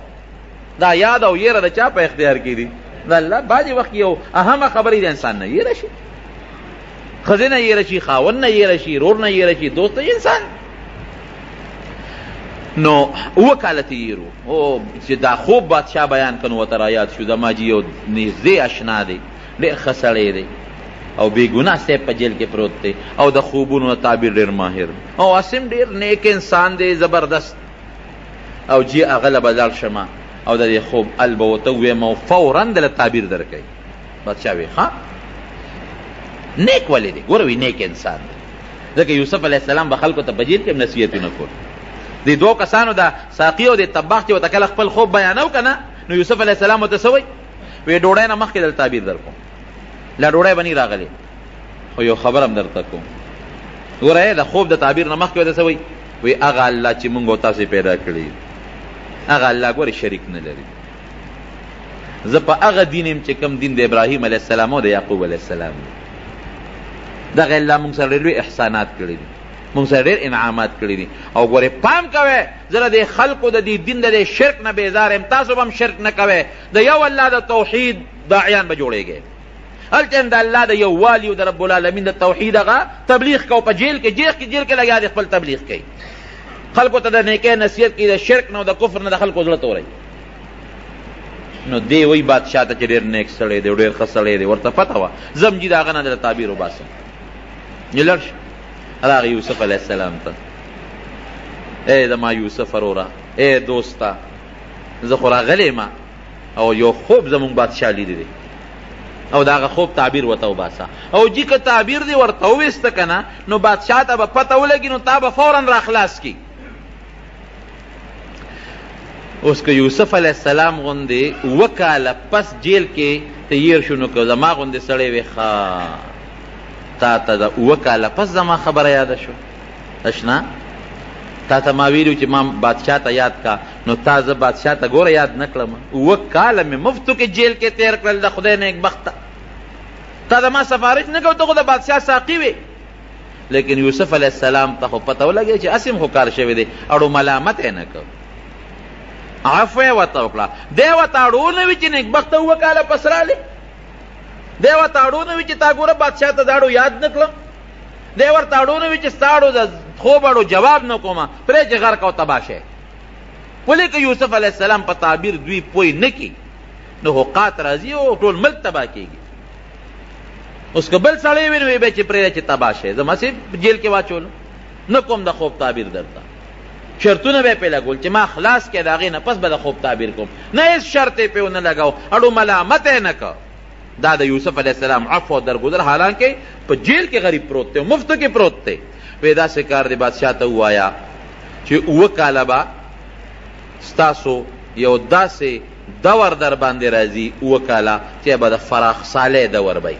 7 کاله به ستاسو رزقونه او ډوډۍ ګانې او غنمونه او څاروي به هم څاروي او ښه فراخه کال بی. 7 کاله 7 کاله پس به قحط راځي، مکمل قحط، چې دا 7 کاله تاسو کوم جمع کړې ده او کوم غله او غنم هم سنبال کړي دي، دا به په هغه 7 کاله قحط کې بالکل خلاص شي. د هغې نه پس به در باندې بیا یو کال راځي، ابه ډېر د بارانونو کالي مزېدار. دا خو ستاسو د خوب تعبیر شو. اوس به کوسو دی ورته الو نه وي، ځه لړ شه او بادشاه ته دې الو وایه. او دې ځل یې ورته دا ونه وي چې ما ورته یاد کا، هغه ته خو پته لګېدلې وه چې مخکې مې دا ټکې وي، خو 7 کاله مې پکې تېر کړه، اوس بیا ووایم غږ یې ونه کړ. ساقي راغی، وی بادشاه سلامت، هغه دا تعبیر وویسته. یاره وی ورشه دا سړی راوباسئ، دا خو ډېر پوه انسان معلومېږي، دا څوک دی؟ راوباسئ، چا به دا سړی فورا راولئ. د نه زه اوس معلومات کوم چې دې سره به کوسه د 7 کاله چې قات راځي په مونږ باندې، نو دا اوه کاله غله چې مونږ وکړو نو دا غله خو هر کال غلغلک پیدا کېږي خلک یې خوري. نو ټیک ده که ډېر فراخه کالم دی نو غله خو نه ټینګېږي چې اوه کاله مونږ بیا په سټورونو کې ساتو. هغه زمانه کې دا سټورونه هم نو دا به اوه کاله په منقات راځي. دا به څه کوو؟ ته ورشه دا لک راول. دی ورپسې په اس باندې سور شو، جیل ته ورځ غلید. مبارک شه یوسف. ولې بادشاه د جیل نه وباسي او داروغه ته اعلان وکړ چې یوسف علیه السلام ډېر په عزت باندې راوباسه او فوراً یې بری کا او ما ته حاضر کا. وی بادشاه سلامت را لېږلی ما او داروغه ته اعلان هم دی، ته بری شوې، راځه بادشاه دې غواړي. بادشاه ته مخامخ ودرېږې نو ستا د علم اظهار په بادشاه راغلی دی، تا له ډېر لوی مقام او مرتبه درکوي. یوسف علیه السلام ورته څه وایي؟ نه نه جیل نه نوځي. او تا چې وی چې ما بادشاه ته یاد کا او جیل نه نوځي؟ وی نه که نه جیل نه نوځم. لاول دې دا تحقیق بادشاه وکړي چې ښځې په حقه دي، زلیخه په حقه ده او که زه په حقه یم، زما په جامه داغ لګېدلی دی. لاول به دا خبره فیصله کوو، هسې نه چې سبا خلک په ما د بادشاه په دربار کې الزام لګوي چې د زلیخې ته خدا نه خواسته زما په جامه داغ رانه شي. لاول به زما او د زلیخې معامله پاکه و، ښکاره به اعلان کېږي چې ګناه د یوسف او که ګناه زلیخې وه. د هغې نه پس به د جیل نه وځم. نبی کریم صلی الله علیه وسلم فرمایي وی رب العالمین دی یوسف علیه السلام سره ډېر احسان وکړي. وی که د یوسف علیه السلام په جیل کې زه پروت وی او ما له دقسې سړی راغلی و چې بادشاه دې غواړي نو زه به فوراً د جیله وتلی وم. خو یوسف علیه السلام ګورې د جیل نه نه وته او د خپلې مامینې له اول صفۍ راولي، د هغې نه پس د جیل نه وځي. دا نبي کریم صلی الله علیه وسلم فرمایي. هغه استازی لاړ بادشاه ته وایي چې سړی خو د جیله نه راځي. ولې نه راځي؟ چې د هغه او د زلیخې په منځ کې یو لانجه راغلی دی، دوی په هغې کې جیل ته تللی دی. او وایي چې لاول د زما او د زلیخې معامله پاکه شي نو د هغې نه پس به زه جیل نه وځم. به خلک وایي چې دا ګناه جوړ د یوسف وه خو د خوب تعبیر یې وویسته نو ځکه خلاص شو. نه نه چې معامله پاکه شي. دې نه زموږ علما دا خبره معلوموي چې په یو انسان تهمت ولګي داسې خطرناک تهمت نو پکار دي چې د هغې صفۍ د خلکو په مخ کې راشي.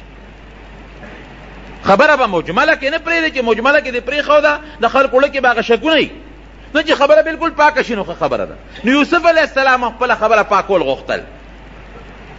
بادشاه ښځې راوغوښت، د ټولو زلیخې هم کېنوله.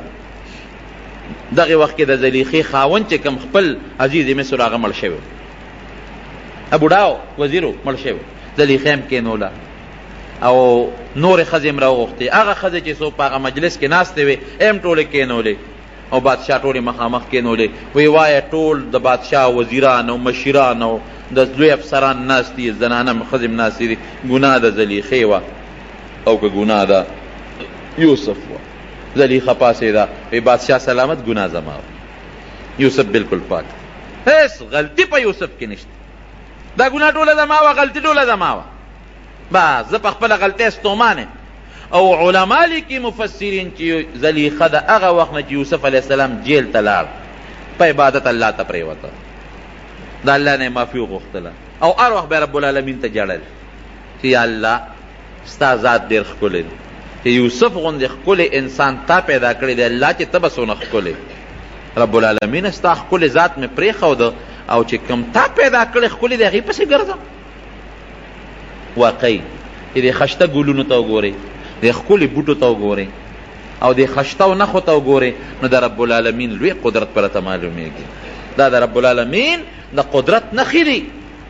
الله دا خو تا پیدا کړی دی یوسف، دې دومره ښکلی دی، نه الله ته به څومره ښکلی، ستا څومره خشته ښکلی قدرت دی، نه الله ستا حسن مې پرېښود، ته مې پرېښود د انسان حسن پکې شو. لویه توبه رب العالمین ته وویستله د الله ذات ته او بس د الله د ذات نه معافي وغوښتل او په عبادت به پرته و او الله ته به یې جړل هر وخت، د رب العالمین په حضور کې به جلاګانې کولې او دغې وخت کې اقرار هم وکړه چې بالکل یوسف د ګناه نشته، ما ته مطالبه کړې ده او دا غلطي ما کړې ده. یوسف علیه السلام ته یې وی چې بس صفۍ راله ټولو وزیرانو ته او اهل سلطنت ته او هغه زمانه کې چې کوم ذرایع ابلاغ وو هغې ټولو دا خبره خوره کړله چې غلطي د زلیخې وه، اوس توبهګاره ده، د یوسف علیه السلام غلطي نه وه. د هغې نه پسې یوسف علیه السلام راوویست د جیل. چې راوویسته نو د هغه کمیس واغوسته، کم کمیس چې د سره محفوظ پروت و. ما درته تېره جمعه ویلي چې ابراهیم علیه السلام په غور کې و او هغه کمیس ورته جبریل علیه السلام اچولی و او بیا هغه کمیس د ابراهیم علیه السلام نه پس اسحاق علیه السلام ته لاړ. اسحاق علیه السلام یعقوب علیه السلام خپل زوی له ورکو، او یعقوب علیه السلام دا کمیس د ریخمو کمیسو د یوسف علیه السلام په دې غاړه کې چولو، تعویض غوندې شکل کې. د جنت اعلی قسمه ریخمو. د ریخم استعمال ګوره سړو لمنه دی، ښځې کولی شي، سړو لمنه دی. نبی علیه السلام فرمایي، دا خبر یاد وساتئ، چې په دنیا کې سړی ریخم استعمال کړل یا سره زر استعمال کړل نو د اخرت د سرو زرو د ریخمو نه به محرومي. که دلته ریخم واچول په آخرت کې به ریخم، په جنت کې قیمتي جامه ریخم دي، د هغې نه به محرومي. که دلته کې سره زر استعمال کړل د جنت د سرو زرو د کالو نه به محرومي. جنت کې به ښځې هم د سرو زرو کالي اچي، سړي به هم اچوي، سړي به هم د سرو زرو کالي اچي. خشته خشته بنګړي. نو اصل کې اوس خو خلک وایي یاره بنګړي خو سړي چې اچوي نو ځان ورته ښه پکې نه ښکاري. نه نه نه، ابه داسې نه.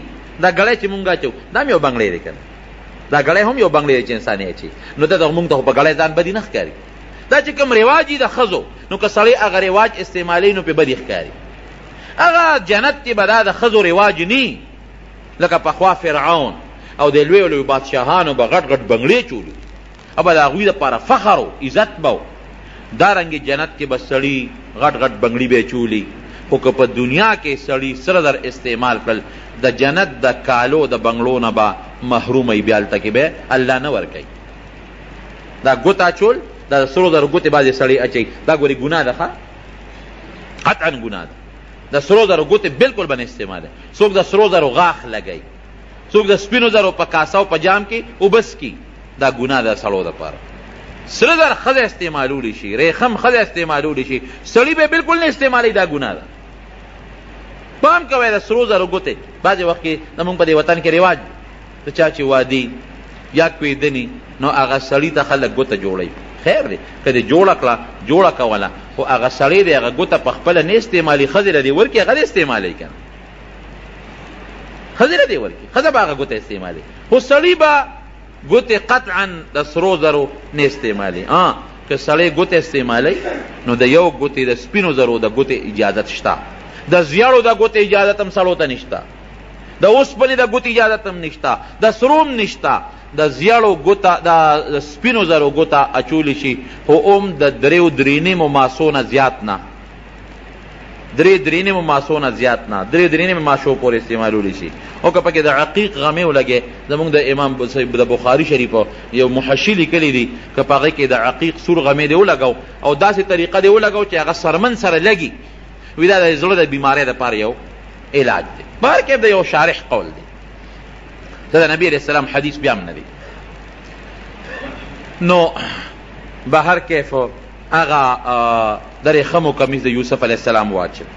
نو ګوره چې خشته یوسف هم خشته دی علیه السلام، او کمیس هم د ریخمو دی، بیا د جنت کمیس دی، هغه واچو. او مفسرین لیکي چې بادشاه ولې یو جوړه م ورولېږله چې دی خو جیلي د جیل جامې به وي، دا جوړه ورته واچوې، تاج یې ورولېږه دا ورته په سر کې، او خشته مزېدار ښکلې خوبصورته لباس او زیب و زینت یې برابر چې په اس باندې راغی د بادشاه دربار ته او ورننوت، او بادشاه ورته وکتل نو د هغه ورسره غیر اختیاري محبت او مینه پیدا شو. او دا لکه دا خو فرشته سیرت انسان دی، جیل کې دی غریب دونه موده تېره کړه او بېګناه جیل کې تېره کړه، د سره خو ډېر لوی ظلم شوی دی. او دومره قابله لږ چې د خوب تعبیر څومره مزېدار وباسي. راځه دلته کښېنه ما سره، ځان سره په تخت شاهي باندې کښېنه. بادشاه ته 7 ژبې یادوي، 7. اوس هم دې بادشاهانو ته زمونږ په نسبت لږې زیاتې ژبې یادوي، 7 ژبې ورته یادوي. نو چې ده به په کومه ژبه کې خبره کوله نو یوسف علیه السلام به ورسره په هغه ژبه کې جواب ورکوو، په بله ژبه کې هغه هغې کې جواب ورکوو. یا لکه دا تاله دومره ژبې څنګه درځي، ته څوک یې؟ ټوله قصه یې ورته وکړه. صاحب زه داسې ماشوم یم او زه کشر یم، دلته مسافر یم، د غلامۍ ژوند مې تېر کړی دی، خو زه د یو لوی پیغمبر بچی یم چې د هغه نوم یعقوب علیه السلام دی، ما د هغه نه زده کړي دي. هغه یعقوب علیه السلام د یو بل لوی پیغمبر زوی دی چې د هغه اسحاق علیه السلام نوم دی. هغه اسحاق علیه السلام د یو بل پیغمبر زوی دی چې د هغه نوم ابراهیم علیه السلام دی. نسبا موږ د پیغمبرانو نسل یو. زه کوی کې غورځولی شوی یم، د کوی نه بیا راوتیم، د غلامۍ زندګي مې تېره کړه، بیا د وزیر کور ته الله را رسولم، بیا د ګناه مطالبه رانه وشوه، هغې نه الله بچ کړم، بیا جیل ته پکې لاړم، اوس ستا مخکې دغه د حاضر ولاړ. دا ټولې ژبې ماله راځي.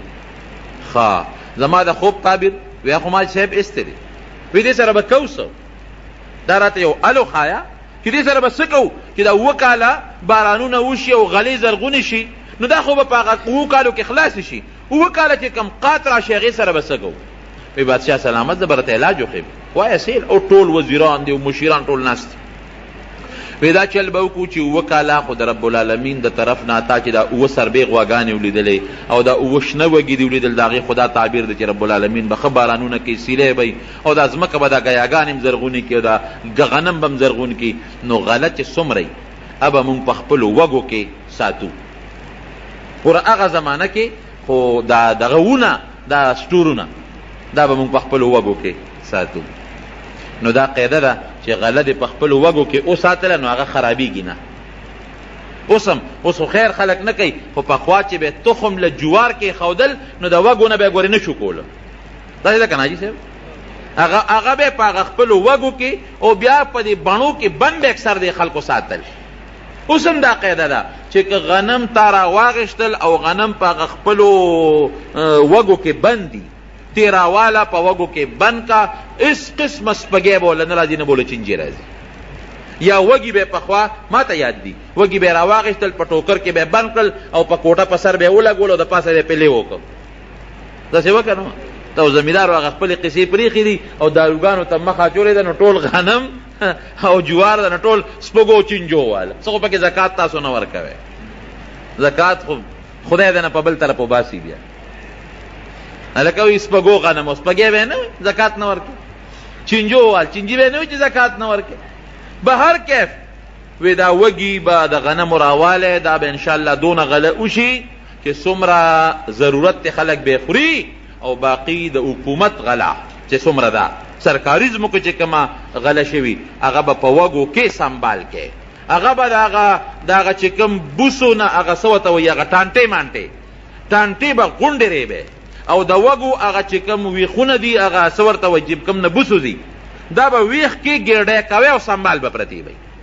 بس چې کوم د ضرورت مطابقي او استعمالو باقي پرتې چې 7 کاله کله قات راشي دغه وږي به بیا رجو او دغه غنمو نه به بیا مونږه غوبلې کوو، نو بوس به څاروي خوري او غنم به انسانان خوري. 7 کالو کې به مونږ دا غله به 7 کالو ته ساتو، د هغې نه پس به بیا 1 کال رب العالمین بارانونه کوي او ښه فراخي به راځي. دا مې دغه دی بادشاه ورته وایي داسې کار دی چې تا ځان سره مشیر مقرر و، یعنې بادشاهانو مشیران دي. ځکه تا ډېره ښه مزېداره مشوره را کړه. یوسف علیه السلام ورته وایي نه مشیر مې مه مقرروه، اجعلني على خزائن الارض، ما وزیر زراعت جوړ کا، وزیر خزانه نه. خزائن الارض د دې وزیر خزانه بعضې علما معنا کوي نه وزیر خزانه نه د ځمکې خزانې یعنې وزیر زراعت مې جوړ کا. ولې چې زه دله دا سیسټم برابر کم، دا غله دله محفوظ کم، دا غنم دله په دې اوچو په دې باراني علاقو باندې وکرم او دا 7 کالو دپاره سنبال کم چې د قات مسله ختمه شي. بادشاه وی ډېره ښه ده، وی انی حفیظ علیم، ورې زه امانتګره مې، غلا به نه کوم، خیانت به نه کوم. کم وزیر کم بادشاه چې هغه غلی خیانتګري ملک به چرې ترقي نه کوي، او چې غل نی خیانتګر نی رب العالمین بیا هغه ملک لم ترقي ورکوي. نو زه خو حفیظ او علیم په دې خبره پوهېږم، هم الله راله دا پوهه م راکړې. وی دا د نن نه مې ته وزیر زراعت جوړ کړی. نو یوسف علیه السلام رب العالمین د کم ځای نه د کوی نه راواغېشته او کم ځای ته یې ورسو وزیر زراعت یې جوړ کړ. دا د رب العالمین نظام دا غټ عبرت دی. ان مع العسر یسرا، سختی در باندې رب العالمین راولي. الله ته ته رجوع کوه، ته ګوره الله به د هغه سختۍ بدل درته په اسانتیا درکوي. نور به رب العالمین تعالی سهولت درکوي، اسانتیا به درکوي. بل دې نه دا عبرت دی چې په سختو کې به یو الله ته رجوع کوې. ګورې یو الله ته به رجوع کوې. او بل دې علما یو بله مسله معلوموي، هسې خو مشري غوښتل ګناه ده، نه به غواړي مشري به نه غواړي.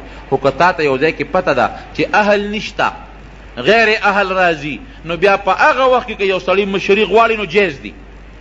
لکه دلته کې یوسف علیه السلام ته پته وه چې دلته کې خو اهل نور څوک نشته، دا چې څومره وزیران دي دا غله برالي او د قات په زمانه کې بیا په ډېرو غټو پیسو خرڅوي او په خلکو به قات راشي. اهل نشته، دوی په خپله مطالبه کوي چې خیر دی که ما وزیر زراعت جوړی نو ما جوړ کړم. دا به معلومېږي. او بل چې انسان جامه پاکوي او رښتون انساني دی هیڅ قسمه پروا نه ساتي، رب العالمین به د حفاظت کوي، دی به الله ساتي لکه یوسف علیه السلام چې رب العالمین وساتي. دا هغه تهمت نه پښتانه وایي ته خپله جامه پاکه ساته الله به دې امداد کوي. دارنګې ته خپله جامه پاکه ساته، پروا مه ساته که څوک درپسې خبرې کوي که څوک هر څه کوي، رب العالمین به ستا د پاکه جامه ښکاره کوي او د خلکو د تهمتونو نه به د الله ساتي.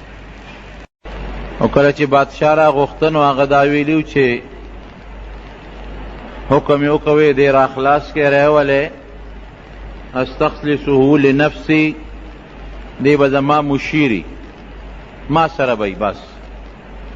ځکه د یوسف علیه السلام علم او د هغه پویه او د هغه هوښیارتیا ورته معلومه شوه، دانایي ورته معلومه شوه، نو ځکه یې ده وی چې استخلصه لنفسي ځان سره به ساتم، زما خاص مشیر بی، د مشورې خاون بی. او بیا چې یوسف علیه السلام حسینم و جمیلم و ډېره خشته هغه کمیس یې مچولی و، کم کمیس چې حضرت ابراهیم علیه السلام ته په اور کې جبریل علیه السلام اغوستی و، د جنت کمیس و. او بیا په کوی کې جبریل علیه السلام د ده په غاړه کې واچو، ځکه پلار ده ته دا غاړه کې اچولی و، هغه یې اچولی و جنتي کمیس او خوبصورته شخصیت. او بادشاهم هغه له جوړې ولېږلې په یو تخت باندې ځان سره کېنو، ټولو وزیرانو استقبال هم وکړو، الله وله عجیبه شکل هم ورکړی و مزیدار. د شکل خپل ځان له د انسان یو مخورستوبي د انسان، دا شکل د تور او د سپین سره تعلق نه لري. یا بعد انسان شرنګ نه توري لیکن هغه له الله داسې د مخ یو عزت ورکړي، خلک یې قدر کوي. نو دی خو خشته هم بادشاہ چې ته بیا تپوس وکړه او ده وله کوي مشورې ورکړې، وی تا ځان سره مشیر کوم، وینا اجعلني على خزائن الارض انی حفیظ علیم، ما د خزانې د ځمکې خزانې یعنی د زراعت وزیر، یو خو عام وزیر خزانې نه، د ځمکې خزانه خو زراعت دی، فصلونه دي. او د خوب تعبیر هم دغې طرف ته چې قات به راځي، نو زه ډېره حفاظت گزاره میم، حفاظت کوونکې میم، امانتګره میم، پوهېږم الله راله علم پوی هم را کړې ده. وی ډېره ښه ده، وزیر زراعت مقرر. دغه درمیان کې چې دی روت هغه عزیز مصر هم مړو، کم عزیز مصر چې دی ورسره مخکې د غلامۍ زندگی تیروله، او د هغه چې کومه ښځه و زلیخه چې د یوسف علیه السلام سره محبت و هغه هم تقریبا د بوډاوالي عمر ته رسېدلې وه، بوډۍ وه. بیا بادشاہ ورته درخواست کی، دور منصور لیکلی دی، بادشاہ ورته درخواست وکړه چې یوسفه داسې وکړه چې دا زلیخه په نکاح والا خاوند یې مړ دی، تا سره ډېر زیات محبت او ډېره زیاته مینه وه در سره، او د هغې د هغه محبت او د مینې د وجې نه ته جیل ته هم لاړې، هغې اقرار هم وکړه چې غلطي زما وه، څه ګناه الله د هغې نه هم نه ده صادره کړې، هم الله د ګناه نه بچ کړه، کومه غټه ګناه چې ده، ته خو الله سې مو ساتلې. دا زما یو درخواست ومنه، د هغې زړه به لږ په قلار شي، او خاوند یې مړ دی په نکاح والا. یوسف علیه السلام دا هغه بادشاه هغه درخواست قبول کو او زلیخې سره بیا نکاح وکړله. نکاح نه پس عجیبه زندگی و. بیا یو ځل یوسف علیه السلام هغه د ښځې او د خاوند منځ کې چې کوم تعلقات دي هغې ته به زلیخې هېڅ توجه نه ورکوله، هېڅ قسمه. یو غاړه کې به ناسته و او نفل به یې کول، الله به یې یاده و، جړه به یې کوله. یوسف علیه السلام ته یو ځل تپوس وکړه، زلیخې زه خو هغه مینه محبت چې ستا کم ما سره مخکې و او ته کم محبت تی ما سره لرو، هغه خو پرېږده وه چې کم د ښځې د خاوند خپل تعلقي ام را سره نه ساتې دا ولې، هغه محبت دې څه شو، هغه مینه دې څه شوه. زه هغه وخت غلام یم، اوس زه وزیر یم او د بادشاه د دربار خاص انسان یم، نو ستا هغه محبت مینه خو ډېره زیاته وه، او هغه پرېږده وه، هغه د ښځې خاوند چې یو بل سره کومه مینه یو کم محبت دي، هغه ما سره اوس نه ساتې دا ولې. وی هغه وخت چې زما تا سره کوم محبت او مینه و زما زړه کې خالص ته پروت وی او ته زما په زړه کې موجود وی، خو چې ته جیل ته لاړې او بیا د جیل نه راووتې او ته جیل ته ورسېدې، نو ما الله ته رجوع کړې ده، د رب العالمین ذات ته مې رجوع کړې ده. اوس زما ټول زړه د الله سره دی، زما زړه کې اوس هغه شی ختم شوی دی، د هغې په ځای ما الله ته ډېر درخواستونه کړي دي، ډېرې توبې مې غوښتې دي، ډېرې معافۍ مې غوښتې دي. او ستا په ځای زما زړه کې الله ناست دی، د الله محبت ناست دی، هغه څیزونه زما د زړه نه وتي دي. ختمه ده هغه خبره. بیا الله تعالی دوه زامن د یوسف علیه السلام او د زلیخې نه پیدا کړل. یوه لور ته الله پیدا کړه، هغه لور بیا د ایوب علیه السلام په نکاح کې ایوب علیه السلام ته واده شوه. بهر کیفه چې دی کله واپس راغی او دی وزیر شو، 2 کاله چې کم خوب لیدلی شوی و د هغه خوب مطابق د فراخۍ کالونه شروع شو، ځمکې داسې غلې راوچتې کړې، غنمان زرغون شو. او هغه زمانه کې چې کومه د ځمکې سبزي وه یا د ځمکې غله وه، په ډېر وافر مقدار کې هغه خوب لیدلی شوی و ده چې 2 کاله به بارانونه مي، 2 کاله به غلې م زرغونې شي او د هغې نه پس به 2 کاله قحطي. نو د 2 کاله چې کم غله زرغونه شوه، حضرت یوسف علیه السلام ته خو الله علم ورکړی و، د هغې دپاره یې غټ غټ ګودامونه جوړ کړل فوراً، چې ورپسې ورته پته وه الله ښودلې وه د خوب نه چې 2 کاله قات به راځي. نو که دا غله مونږ اوس ختمه کړو 2 کاله او بیا څه کوو؟ هغه غلی په غټو غټو ګودامونو کې په هغه وږو کې سنبال کړه. تېره جمعه مې تاسو ته ویلي چې وږي کې غله کېدې نه خرابېږي هم نه، هغه یې سنبال کړل او ټوله یې خوندي کړله. 2 کاله به چې خلکو خوړل او یې ساتل، او چې کم د حکومت ځمکه وه هغه ځمکه کې هم غلې وکرلې. که د خلکو نه به کومه غله اوزګاره شوه، د خلکو په پټو کې هغه به هم ته د فوراً واغېشتله او ټول ګودامونه ډک شو. ورپسې 2 کاله قات راغی، 2 کاله چې کوم قحط راغی، نو بیا به هغه غله یوسف علیه السلام د ضرورت مطابق خرڅوله. خلکو سره خپلې غلې هم نه وې، د ساتلې وه به یې خرڅوله ضرورت مطابق په پیسو باندې او دارنګې په نورو څیزونو باندې. نو د مصر چې څومره خزانه وه هغې د پیسو نه، د زرو نه، د سرو د سپینو نه بلکل ډکه کړه. اوقات داسې و په 2 کاله کې چې د مصر نه بار په میلونو په سوونو میلونو باران بلکل بند و. د کله چې باران بند شي که نه، نو ګوره دا رزق که یو سړی وي چې زما ځمکه او زما پټی دی، بېشک دا ځمکه او پټی روزي زرغونی، خو د چا په حکم یې زرغونی؟ د الله په حکم. الله که باران بند که دا نیرونه به دې بیا ختموي. دا مونږ ونه لیدل څه زمانه مخکې دې نیرونو کې مو اوبه وچې شوې، لږ غوندې یو میاشت باران بند شي نو بیا کویان هم اوبه وچېږي، بیا درک ته اوبه نه لګي. دا خو د رب العالمین یو نظام دی، دا زمونږ ایمان دی او دا زمونږ عقیده ده چې روزي په دې ځمکه کې پرته ده، خو ګورې د الله په حکم. الله چې غواړي درکوي به، که الله ونه غواړي ځمکه به دې مې، جایداد به دې مې، مال به دې مې، قات به در باندې راولي.